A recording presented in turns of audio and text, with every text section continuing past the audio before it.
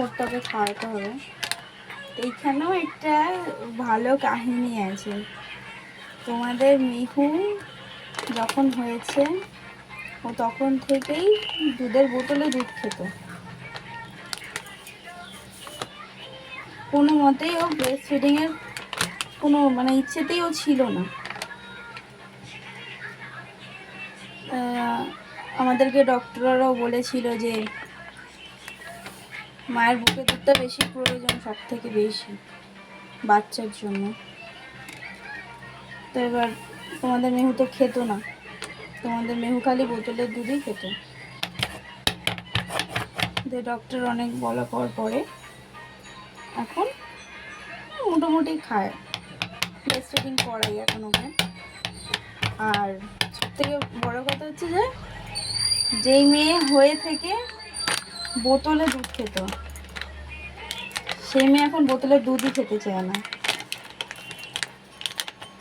বোতলে ওকে যাও বা যদিও বা আমার মা বা আমি যে কেউ দিক, বোতলে যদি দুধগুলি দেয় ও খায় না, ফেলে দেয়।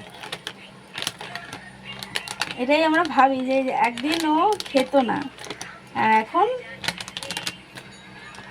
দুধের বোতল খায় না। দুধের বোতল ছাড়া আগে দুধ খেত না, আর এখন দুধের বোতলই ভুলেই গেছে বলতে গেলে। দুধটা নিয়ে আসা হয় যে তোর খাবারে ওকে আমরা মেশাই, যেমন বাড়িতে ওর জন্য আমরা স্যারেলাক বানাই, তারপর সুজি টুজি চিড়ে ঠিড়ে বানিয়ে দিই, তারপর মাঝে সাঝে একটু দুধ ভাত খায়। যেহেতু সবসময় ওকে খাওয়ানো হয় না, আমরা যা খাই যে তরকারি সেটাই ওকে দিই, একটু ধুয়ে দিই। বাস, সবসময় তো আর সম্ভব হয়ে ওঠে না করা।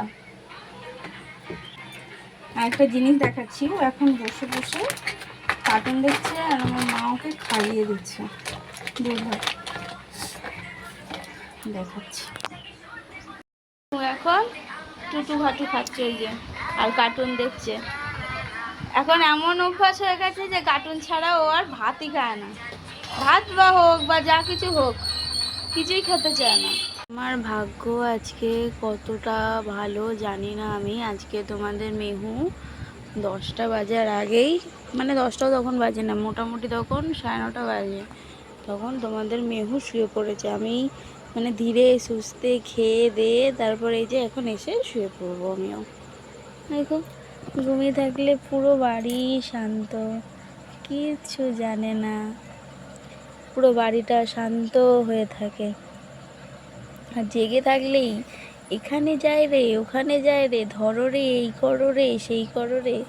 একমাত্র যাদের এই ছোট্ট ছোট্ট ছানাপোনা আছে বাড়িতে তারাই জানে এই ছানাপোনা থাকার কতটা মানে আনন্দ থাকে বাড়িতে।